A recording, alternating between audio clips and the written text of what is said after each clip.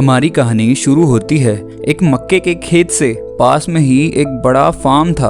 वहाँ कुछ जवान लड़के लड़कियाँ खूब मजे कर रहे थे। इसी बीच एक लड़की उस फार्म के नाम वाला एक गाना बजाने वाला डिब्बा बजा रही थी। उसमें से एक जोकर बाहर निकलता है। लड़की उस जोकर को एक लड़के को दिखाती है और फिर मक्के के खेत की तरफ भागती है। वो लड़का भी उसके पीछे पीछे खेत में जाता है, लेकिन वहां पहुंचते ही लड़की अचानक गायब हो जाती है। लड़के को जमीन पर एक बहुत बड़े जूते का निशान दिखता है, जो उस लड़की का तो हो ही नहीं सकता। तभी वही लड़की बहुत बुरी हालत में उसके पास आती है और वहीं जमीन पर गिरकर मर जाती है। तभी वो सामने देखता है और उसे दिखता है कि कोई उसकी तरफ बहुत तेजी से आ रहा है। ये देखकर लड़का डर जाता है और अपनी जान बचाने के लिए खेत से बाहर भागने की कोशिश करता है, लेकिन तभी एक जोकर, जिसे लोग फ्रेडो कहते हैं, उसके सामने आ जाता है और एक फावड़े से हमला करके उसे मार डालता है। अब कहानी आज के समय में आती है। एक जवान लड़की क्वीन अपने पापा ग्लेन के साथ कैटल स्प्रिंग्स नाम की एक जगह पर रहने आ रही होती है। दरअसल क्वीन ने पिछले साल ही अपनी माँ को खो दिया था, जो ड्रग्स लेने की वजह से मरी थी। इसी वजह से पापा और बेटी के रिश्ते में थोड़ी सी दूरी आ चुकी है। जब ग्लेन अपने पुराने जमाने के गाने बजाता है तो क्वीन उन्हें बंद करने के लिए कहती है, लेकिन ग्लेन उसकी एक नहीं सुनते और पूरे रास्ते वही पुराने गाने बजाते रहते हैं। जब दोनों अपने नए घर पहुंचते हैं तो वो घर इतना पुराना होता है कि ग्लेन के पापा भी उसे पुराना कहेंगे। घर के अंदर जाते ही दोनों को एक और हैरानी मिलती है, क्योंकि वहाँ कोई नेटवर्क नहीं होता और साथ ही घर की चिमनी में एक मरा हुआ जानवर भी मिलता है, जिसे ग्लेन पेस्ट कंट्रोल वालों को बुलाकर निकलवा देता है। क्वीन अपने घर की खिड़की से उसी फार्म हाउस को देखती है जहाँ पहले 2 जवान बच्चों का खून हुआ था। अगली सुबह जब क्वीन अपने स्कूल के लिए जा रही होती है तो अपने पापा को खोया खोया सा देखकर परेशान हो जाती है और कहती है, सब ठीक हो जाएगा पापा। जैसे ही वो घर से बाहर निकलती है, उसे बाहर एक अजीब सा लड़का रस्ट खड़ा मिलता है, जिसे उसके पापा ने अपनी बेटी की सुरक्षा के लिए बुलाया होता है। रास्ते में क्वीन उससे पूछती है कि ऐसी जगह में मजे करने के लिए क्या कर सकते हैं, तो रस्ट जवाब देता है, मुझसे इसके बारे में मत ही पूछो तो अच्छा है। स्कूल पहुंचते ही रस्ट क्वीन को बच्चों से सावधान रहने को कहता है, मगर क्वीन उसकी बातों को अनदेखा करके अपनी क्लास की तरफ बढ़ जाती है। क्लास में पहुंचते ही उसे पता चलता है कि वो लेट है, लेकिन फिर भी क्लास टीचर उसे अंदर आने देते हैं। क्लास टीचर मिस्टर वोन सभी बच्चों को जिंदगी की अहमियत समझा रहे होते हैं। तभी जेनेट अपने मोबाइल से ये सब रिकॉर्ड करने लगती है और जैसे ही वोन बोर्ड नीचे करते हैं तो किसी ने उस बोर्ड पर उनकी फोटो काटकर एक बॉडी बिल्डर के शरीर पर चिपका दी होती है। इस चीज से नाराज होकर मिस्टर वोन सभी बच्चों को एक सरप्राइज टेस्ट देने लगते हैं। जब जेनेट बोलती है कि ये टेस्ट इस नए स्टूडेंट के लिए ठीक नहीं है तो वोन कहता है कि ये लड़की लेट आई है। क्वीन समझाती है कि उन्होंने उसे गलत रूम नंबर दे दिया था, लेकिन इतनी सी बात पर वोन उसे क्लास के बाद रुकने की सजा दे देता है। जब कोल क्वीन की तरफ से कुछ बोलता है तो वोन उसे भी यही सजा देता है। फिर जैसे ही बच्चे अपना क्वेश्चन पेपर खोलते हैं तो उसमें किसी ने वोन की फोटो को एक शादी की प्रोफाइल में चिपका दिया होता है। ये देखकर पूरी क्लास उसका मजाक उड़ाने लगती है। क्लास के बाद जब जेनेट, रोनी, टकर, मैट और कोल एक साथ होते हैं तो जेनेट उन्हें वोन की वो वीडियो दिखाती है। तब क्वीन कहती है कि उसे अभी तक समझ नहीं आया कि वोन ने उसे सजा क्यों दी है। तब रोनी बताती है कि वो सिर्फ एक संकी बुड्ढा है जो उन सबको बिल्कुल पसंद नहीं करता। फिर क्वीन उनसे फाउंडर्स डे के पोस्टर्स के बारे में पूछती है जो पूरे शहर में लगे होते हैं। तभी कोल बताता है कि ये बेकार सा त्योहार उसके परिवार वालों ने ही बनाया है ताकि अपने रिश्तेदारों को याद किया जा सके। दरअसल कोल के दादा ने ही कॉर्न सिरप बनाया था, जिसकी वजह से उसकी फैमिली इस पूरे इलाके की सबसे अमीर फैमिली मानी जाती है। सब लोग उसे फ्रेडो के बारे में बताते हैं कि इस जगह के लोग उसकी पूजा करते हैं क्योंकि वो इस इलाके का एक हीरो है और इसी वजह से हम सब ने उसे एक सीरियल किलर बना दिया। फिर टकर क्वीन को अपनी बनाई हुई एक डरावनी फिल्म दिखाता है जिसमें वो फ्रेडो से डरकर भाग रहा होता है। ये वीडियो क्वीन अपने पापा ग्लेन के साथ एक रेस्टोरेंट में देख रही होती है। क्वीन को ऐसा करते देख ग्लेन को बिल्कुल अच्छा नहीं लगता और वो उसे मोबाइल चलाने को मना करते हैं क्योंकि वो अपनी बेटी के साथ अच्छा समय बिताने आए थे। जब वो स्कूल के बारे में पूछते हैं तो क्वीन अपने टीचर को बेवकूफ कहकर बुलाती है। तभी उस रेस्टोरेंट की वेटर क्वीन और ग्लेन के पास आती है और ग्लेन से खाने का ऑर्डर मांगती है, जिस पर ग्लेन बताते हैं कि वो यहाँ पहली बार आए हैं। वेटर का व्यवहार ग्लेन से तो काफी अच्छा होता है, लेकिन क्वीन को देखते ही उसका मुंह उतर जाता है। उसके जाने के बाद ग्लेन की मुलाकात इस जगह के पुलिस वाले से होती है, जो उसे देखते ही पहचान लेता है क्योंकि ग्लेन इस जगह का नया डॉक्टर है। पुलिस वाला क्वीन को यहाँ के बच्चों से सावधान रहने की सलाह देता है, लेकिन क्वीन उसकी एक भी बात नहीं सुनती और खाना खत्म होते ही बाहर जाकर उन्हीं बच्चों के साथ मिल जाती है। बाहर कोल क्वीन से कहता है कि वो पुलिस वाले से थोड़ा बचकर रहे क्योंकि वो इन लोगों को बिल्कुल पसंद नहीं करता। फिर सारे बच्चे एक शराब की दुकान में जाते हैं जहाँ का मालिक ओटिस उन्हें देखकर बिल्कुल भी खुश नहीं होता। तभी मैट और टकर आपस में लड़ने लगते हैं ताकि ओटिस का ध्यान भटक जाए और बाकी लोग शराब की बोतलें चुरा सकें, लेकिन कोल फिर भी सामान के पैसे काउंटर पर रख देता है। रात में जब सब लोग मस्ती कर रहे होते हैं तो कोल बताता है कि उसका अब तक का रिकॉर्ड है कि उसने हमेशा हर चीज के दुगने पैसे दिए हैं। तभी मैट वहां आकर वॉशरूम जाता है, लेकिन उस पर कोई हमला कर देता है। तभी मैट वहां से उठकर वॉशरूम जाता है, लेकिन उस पर कोई हमला कर देता है। मैट की चीखने की आवाज सभी सुन लेते हैं और तभी वो बहुत बुरी हालत में लौटता है। उसका पेट फ्रेडो ने फाड़ दिया है। ये सब देखकर क्वीन काफी डर जाती है, लेकिन कोल उसे संभालने की कोशिश करता है क्योंकि जैसा उसे लग रहा था वैसा कुछ भी असल में नहीं है। असल में वो सभी लोग अपने YouTube चैनल के लिए वीडियो बना रहे होते हैं। इसके बाद जब कोल और क्वीन एक साथ बैठे होते हैं तो क्वीन अपनी मम्मी के बारे में बताती है कि कैसे पिछली गर्मियों में उसकी मम्मी ने खुदकुशी कर ली थी और उसके पापा और वो इस दर्द को भूलने के लिए इस नई जगह पर आए हैं। इतना सुनते ही कोल भी अपनी कहानी बताता है कि उसकी एक छोटी बहन पिछले साल मर गई थी जब वो एक पहाड़ी की चोटी से पानी में कूदने की कोशिश कर रही थी, लेकिन ज्यादा दूर तक कूद नहीं पाई। इन बातों के बाद दोनों के बीच एक गहरा रिश्ता बनने लगता है। जब कोल क्वीन को अपनी कार से घर छोड़ने आता है तो क्वीन अचानक से उसके होठों पर किस करती है। तभी उसके पापा आ जाते हैं और क्वीन जल्दी से कार से बाहर निकल जाती है। ग्लेन कोल को धमकी देते हैं और साफ कहते हैं कि वो उसकी बेटी से दूर रहे। घर के अंदर ग्लेन क्वीन पर गुस्सा करते हैं क्योंकि वो बिना बताए अपने दोस्तों के साथ बाहर घूमने गई थी और फिर वो रोते हुए अपने कमरे में चली जाती है। कमरे में पहुंचते ही वो उस वीडियो को देखती है जो उन्होंने आज बनाई है। उसी वीडियो में क्वीन को एक और फ्रेडो दिखाई देता है जिसके बारे में वो जेनेट से पूछती है। इसी दौरान जब टकर अपनी ड्रम बजाने की प्रैक्टिस कर रहा होता है तो उसके पास जेनेट का मैसेज आता है जिसमें वो फ्रेडो के बारे में पूछती है। तभी उसे अपने दरवाजे के कैमरे में फ्रेडो नजर आता है। टकर को लगता है कि ये कोल है जो उसे डराने के लिए ऐसा कर रहा है,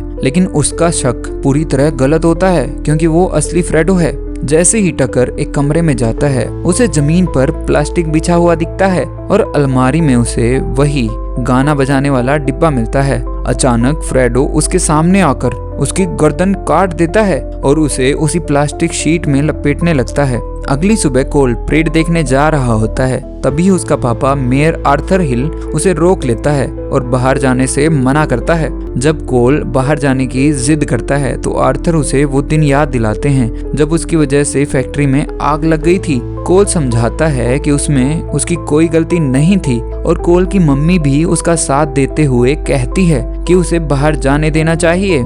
इसके बाद जब आर्थर सभी को भाषण दे रहा होता है तो कोल अपने दोस्तों के पास पहुंच जाता है जहां जेनेट उससे परेड की वीडियो बनाने को कहती है और वहां से चली जाती है। फिर कोल क्वीन को अपने कंधों पर उठा लेता है और क्वीन परेड की वीडियो बनाने लगती है। तभी एक आदमी एक पहिया साइकिल पर फ्रेडो का मास्क पहनकर वहां आता है और अपने हाथों में बम जैसी चीज घुमाने लगता है जिससे उस जगह पर आग लग जाती है। आग लगते ही चारों तरफ भगदड़ मच जाती है और पुलिस वाले को लगता है कि ये सब कुछ उन्हीं बच्चों का किया धरा है। इसलिए वो सभी को जेल में बंद कर देता है। लेकिन कुछ ही देर में ग्लेन सभी की जमानत करवा देता है और क्वीन को घर में रहने की सजा दे देता है। इसी बीच जब मैट अपने गैरेज में कसरत कर रहा होता है तो उसे भी वही गाने बजाने वाला डिब्बा मिलता है जो टकर को मिला था, लेकिन वो उसे अनदेखा करके वापस अपने वर्कआउट में लग जाता है।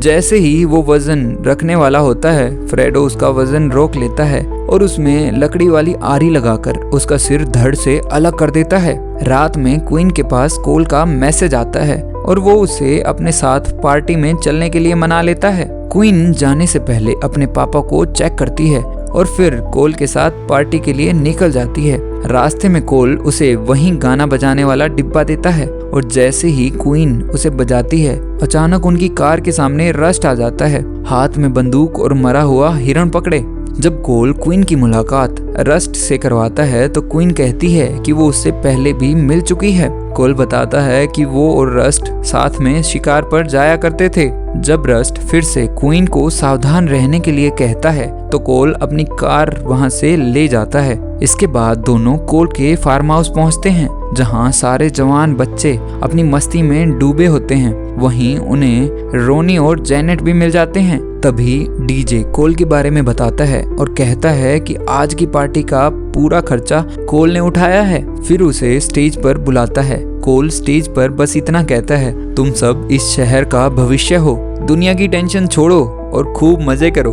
भाषण के बाद कोल और क्वीन एक दूसरे के साथ नाचने लगते हैं और खूब मजे कर रहे होते हैं। वहीं बाहर से रस्ट उन्हें देख रहा होता है और उसके चेहरे से साफ पता चलता है कि उसे दोनों को साथ देखकर बिल्कुल अच्छा नहीं लग रहा। नाचने के बाद कोल और क्वीन मस्ती करने के लिए पास के एक शेड में घुसते हैं और करीब आने की कोशिश करते हैं, लेकिन कोल सारा मूड खराब कर देता है, ये कहकर कि उन्हें पहले थोड़ी और दारू पी लेनी चाहिए। फिर वो क्वीन को समझाने की कोशिश करता है कि उसके दिमाग में बहुत कुछ चल रहा था, लेकिन क्वीन उसकी एक भी बात नहीं सुनती और गुस्से में वहाँ से निकल जाती है। बाहर निकलते ही जेनेट उसका मजाक उड़ाते हुए कहती है कि कोल तो सभी लड़कियों को मना कर देता है। इस बात से गुस्से में आकर क्वीन जेनेट को धक्का देती है और दोनों के बीच लड़ाई शुरू हो जाती है। तभी किसी लड़की की तेज चीखने की आवाज आती है और वो देखते हैं कि एक लड़की खेत से बाहर आती है और जमीन पर गिर जाती है। जैसे ही तीनों लड़कियां उस लड़की के पास जाकर उसे चेक करने लगती हैं,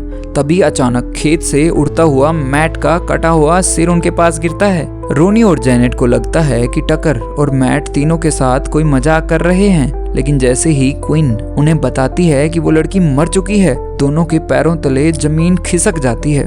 उसी वक्त खेत के अंदर से फ्रेडो बाहर निकलते ही वहां के डीजे पर तीर कमान से हमला कर देता है और उसे मार डालता है। जब फ्रेडो जेनेट को मारने ही वाला होता है तो क्वीन उसे बचा लेती है। तीनों जल्दी से वहां से भागने की कोशिश करते हैं। तभी अचानक रस्ट उनके सामने आता है जिसके पास बंदूक होती है और वो फ्रेडो पर गोली चलाकर उसे मार डालता है। इसके बाद जब क्वीन फ्रेडो का मास्क निकालने की कोशिश करती है तो खेत से कई सारे फ्रेडो एक साथ बाहर निकलकर सीधा क्वीन की तरफ दौड़ने लगते हैं। रस्ट उनमें से एक फ्रेडो का हाथ उड़ा देता है, जिससे गुस्से में आकर एक फ्रेडो क्वीन पर हमला करने लगता है। जैसे ही वो फ्रेडो क्वीन को मारने वाला होता है, कोल वहां पहुंचकर उसे बचा लेता है। फिर सब भागते हुए उसी शेड तक पहुंच जाते हैं और किसी तरह अपनी जान बचाते हैं, लेकिन फ्रेडो वहां तक भी उनका पीछा नहीं छोड़ते और शेड को धीरे धीरे तोड़ने लगते हैं। कोल रस्ट से उसकी बंदूक की गोलियों के बारे में पूछता है तो वो बताता है कि सिर्फ 3 बची हैं। तभी एक फ्रेडो अंदर आने की कोशिश करता है तो रस्ट 2 गोलियां उसी पर बर्बाद कर देता है। इस बात से गुस्से में आकर कोल रस्ट को सुनाने लगता है, उसे बेवकूफ कहता है, जिस पर रस्ट उल्टा उसे ही बेवकूफ कहता है और बोलता है कि उसी की वजह से उनके बीच जो कुछ भी था सब खत्म हो गया। ये सुनकर लड़कियों को समझ में आ जाता है कि कोल और रस्ट दोनों आपस में प्यार में थे। तभी कोल एक बाल्टी पर लात मारता है जो सीधा एक गटर के रास्ते से टकरा जाती है और मजबूरी में सभी को एक मुश्किल फैसला लेना पड़ता है। सब उस गटर के रास्ते से बाहर निकलने की कोशिश करते हैं, लेकिन रस्ट वहीं रुक जाता है ताकि बाकी फ्रेडो को रोक सके। जब सब लोग उस जगह से बाहर निकल रहे होते हैं तो रस्ट अपनी समझदारी से एक घास काटने वाली मशीन में मिट्टी के तेल और गैस टैंक में आग लगा देता है, जिससे वहां एक जोरदार धमाका होता है और इसी वजह से बाकी लोगों को भागने का मौका मिल जाता है। इसी बीच जब ग्लेन को क्वीन उसके कमरे में नहीं दिखती, वो गुस्से में उसे ढूंढने बाहर निकल जाता है। रास्ते में ग्लेन की नजर अपने क्लिनिक पर पड़ती है और जैसे ही वो अंदर जाते हैं एक फ्रेडो उन्हें पकड़ लेता है और अपने साथी के पास ले जाता है, जिसका हाथ रस्ट ने गोली मारकर उड़ा दिया था। फ्रेडो ग्लेन से कहता है, इस आदमी को बचा वरना हम तेरी बेटी को मार देंगे। मजबूरी में ग्लेन को उसकी मदद करनी पड़ती है। वो फ्रेडो को बिजी कर उसके साथी का वॉकी टॉकी चुरा लेता है, फिर झूठ बोलता है कि वो मरने वाला है और जल्दी से उसे दिल को झटका देने वाली मशीन पकड़ा देता है।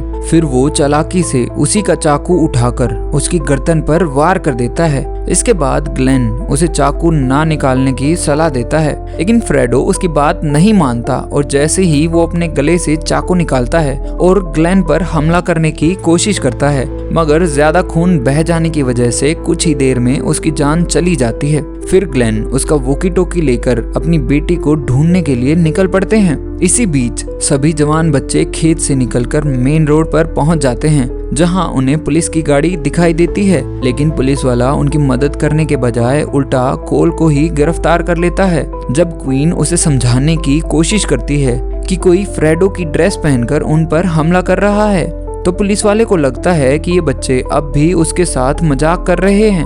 वो कोल को अपनी कार में बिठाकर अपने साथ ले जाता है।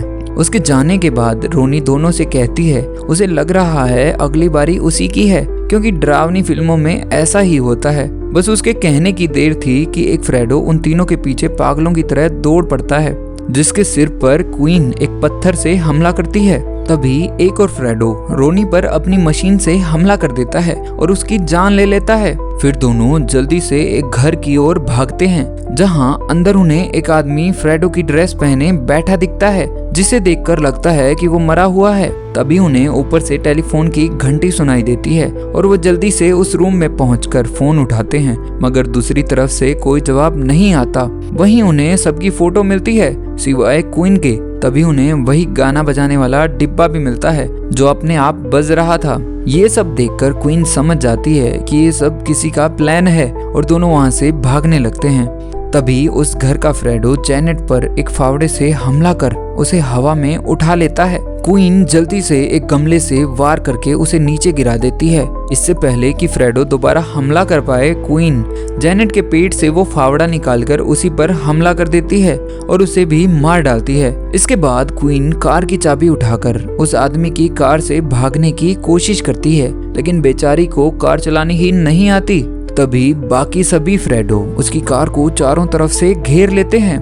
उसी वक्त एक फ्रेडो पीछे से आकर उसे पकड़कर ले जाता है। इसके बाद जैसे ही क्वीन की आंखें खुलती हैं, उसे पता चलता है कि ये सारे फ्रेडो और कोई नहीं बल्कि इस जगह के बूढ़े लोग हैं और इन सब का सरदार कोई और नहीं बल्कि कोल का बाप आर्थर है। आर्थर उसे सब कुछ बताता है कि आखिर क्यों वो सभी बच्चों का खून कर रहे हैं, क्योंकि हर पीढ़ी में बेकार लोगों की कमी नहीं होती। उनका कहना होता है कि उनकी जिम्मेदारी है इन खराब फसलों को जड़ से उखाड़ फेंकना, वैसे ही जैसे उनके परिवार वालों ने किया था। फिर आर्थर एक रस्सी खींचता है और क्वीन देखती है कि कोल को उसने फांसी पर लटका रखा है। जब क्वीन कहती है कि कोल तो तुम्हारा बेटा है, तो आर्थर गुस्से में जवाब देता है, ये मेरा बेटा नहीं है, जब से इसने अपनी ही बहन की जान ली। क्वीन कहती है कि कोल ने अपनी बहन को नहीं मारा। फिर आर्थर कहता है कि इसने मेरी फैक्ट्री को जलाकर राख कर दिया, बस वही इसकी आखिरी गलती थी। फिर आर्थर सबके बारे में बताता है कि कैसे उनके मम्मी पापा ने भी फ्रेडो का मास्क पहनकर अपने ही बच्चों को मार डाला था और इन्हीं सब के बाद ही वो सब पैदा हुए हैं। इससे पहले कि पुलिस वाला क्वीन को बंदूक से उड़ा पाता, ग्लेन दीवार तोड़कर वहां पहुंच जाते हैं और उनके आने से सब कुछ बदल जाता है। ओटिस का सिर लोहे के बड़े टुकड़े से कुचला जाता है और वेटर की छाती में एक बड़ा लोहे का पाइप घुस जाता है, जिससे वहीं पर उसकी भी मौत हो जाती है। ये सब देखकर वोन ग्लेन पर हमला करने की कोशिश करता है, लेकिन ग्लेन खुद को बचा लेता है। तभी पुलिस वाला उन पर निशाना लगाकर खड़ा होता है, लेकिन क्वीन अचानक पुलिस वाले को धक्का दे देती है, जिससे उसका निशाना बिगड़ जाता है, लेकिन फिर भी उसकी गोली ग्लेन के कंधे पर लगती है। इसके बाद जब पुलिस वाला क्वीन का पीछा करते हुए एक कमरे में पहुंचता है, तो बेचारे को ये नहीं पता होता कि क्वीन पहले से ही उसका स्वागत करने को तैयार खड़ी है, और उसका नतीजा ये होता है कि पुलिस वाले की मौत बहुत बुरे तरीके से होती है। दूसरी तरफ जब कोल का बाप उसे मारने की कोशिश करता है, तो कार के टायर में कुछ फंस जाता है। जब आर्थर कार से उतरकर चीजें हटा रहा होता है, तभी हमें असली सच्चाई पता चलती है। जो फैक्ट्री में आग लगी थी वो कोल ने नहीं बल्कि आर्थर ने खुद लगाई थी, ताकि उसे बीमे का पैसा मिल सके। फिर वो वापस कार में बैठकर वहाँ से भाग जाता है और कोल को वहीं फांसी पर लटकता हुआ छोड़ देता है। लेकिन ठीक समय पर ग्लेन नीचे खड़े हो जाते हैं और रस्ट उसकी फांसी की रस्सी पर गोली मारकर उसे आजाद कर देता है। फिर रस्ट जल्दी से कोल के पास पहुंचता है और उसे किस करता है। उसी वक्त क्वीन भी वहां पहुंच जाती है और रस्ट को ये सब करता देख लेती है। फिर वो जल्दी से भागकर अपने पापा को गले लगा लेती है। इस सब के बाद चारों एक दूसरे को सहारा देकर उसी फार्म हाउस की कार में बैठते हैं और इस बार क्वीन ड्राइविंग सीट पर होती है, तो ग्लेन उसे बताते हैं, जिससे वो कार चला पाती है। तभी वोन चेनसो लेकर कार के सामने आ जाता है, जिसे क्वीन बिना रुके कार से उड़ा देती है। आखिरी सीन में जब क्वीन अकेली उस जगह को छोड़कर जा रही होती है, तो घर के बाहर ग्लेन के पोस्टर लगे होते हैं, जिससे साफ होता है कि अब ग्लेन इस शहर का नया मेयर बन चुका है। तभी कोल और रस्ट भी वहां पहुंचते हैं ताकि क्वीन को अलविदा बोल सकें। रस्ट उसे एक तोहफा देता है, जिसमें एक आत्मरक्षा की छड़ी होती है। इसके बाद क्वीन दोनों को गले लगाकर अपनी कार स्टार्ट करती है और उस जगह से कहीं दूर निकल जाती है।